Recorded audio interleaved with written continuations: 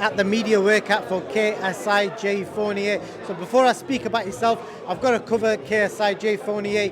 A lot's been made of Fournier's experience in the professional ranks. They're talking about his WBA title. You've been there, done it, seen it all. Does that count? It does count. I think experience is one of those things in life, innit? You only can get it by doing it and by getting it. You can't buy it. You know, you can be a billionaire and have no experience. So I think it does count for something, but it doesn't always mean that the more experienced person is going to win. And I think that might be the case this weekend. I think JJ can get a round 4 or 5 finish. I'll ask you the same question that I asked Callis Howland. Could J Fournier win an English title? No.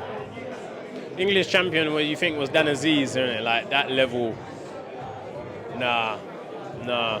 Because say someone like Shakan Pitters or someone like that went for English, even though I know that's below his level now, but someone like that, he wouldn't beat him. He wouldn't beat him. So I don't think light heavyweight. Unfortunately, it's light heavyweight. It's a hard division. So I don't think so.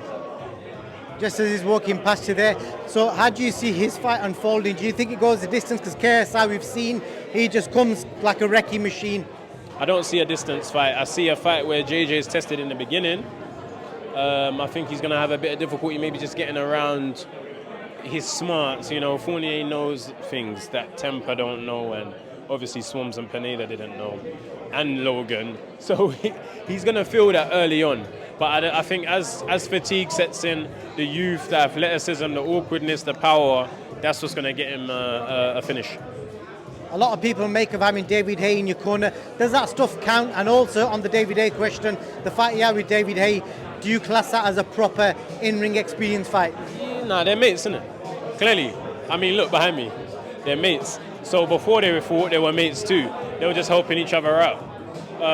So I know he didn't get David trying to knock his head off, but still was in there with him, and still David Haye's leaps and bounds better than JJ. I was going to get your opinion on what Jake Paul said the other day. He basically compared Misfits to WWE, saying that these guys don't take it seriously, and what he's doing, he's having proper fights. Is he having proper fights, and are these guys not taking it seriously? They're taking it seriously. It's just their branding. You know, Jake's decided to go for the traditional market and build MVP within a traditional field, which is fine. And JJ said, I'm building my thing a bit different. We're going to do tag team matches. We're going to do different things. And obviously, it's not his job to be happy with whatever JJ is doing. It's Jake's job to hate it and pop it down. So whatever you hear Jake say about Misfits, people should realize it's completely biased against his nemesis. And then realistic, the way things will unfold, do you think KSI will go down that Jake Paul route, or would he get, could Salt Poppy beat him to it? Because Salt Poppy's, he wants everyone. I hope not. I hope that the mission stays the same as it's been since 2018, and it doesn't change because people call you out. I mean, everyone's going to call you out. You're like, you're JJ, you're KSI, you know, everyone's going to call you out. So hopefully he can just tunnel vision and focus on what he said in 2018, which was Jake Paul, Logan Paul, any other Pauls. Viddal, I want to speak quickly about yourself. You're about to rematch ANEES TAJ, a rematch that nobody saw coming. Yeah. So explain to the fans why you're rematching him, because on paper, you've stopped him. We offered the fight to a few other individuals. There was a reason as to why they can't. Some were valid, some were just where it was. But ANEES is someone that was there on the phone, waiting. So I said, I need to get back out, man. I can't be waiting for people. So he has a lot to say. I know he goes bed not thinking I'm better than him. That changes after June.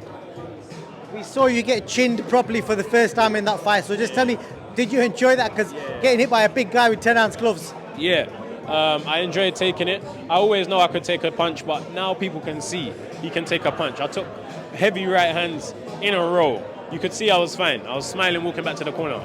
He gave me his best shot and I took it. I gave him one of mine and split his face. And the shot that you got that cut with, that was some serious boxing IQ because he set it up. It's a brilliant counter shot. I hope you get the credit for that because that wasn't a fluke. That you timed that. I timed it. I planned it. I knew what direction I was going, and I know what my fist can do. It's bad for ANEES because now I always knew I hit hard, but now I know that my pure glove can rip open a face like that. It just makes you want to land more. So in the rematch, I will land more, and it will change the fight. Last question. Obviously, you've beaten ANEES once before in the ring, but in regards to language skills, can you speak better Spanish than him? Can I speak better Spanish than him? I don't know how good his Spanish is. Oh man, I rocked up at a press conference and he was doing the translating for a Spanish fighter, so he speaks fluent Spanish. Well, then in that case, his Spanish is better than mine, because maybe he can get a job with Rosetta Stone after I'm done with him in June. Viddal, Riley, I appreciate your time and thank you for your few moments too, yeah? Make sure you subscribe to Boxing King Media. I was supposed to do this interview a long time ago. Very patient, don't pressure you, but I pressure myself, so I'm glad we finally got it done. Make sure you like and subscribe to my guy. Top man, I appreciate that, brother.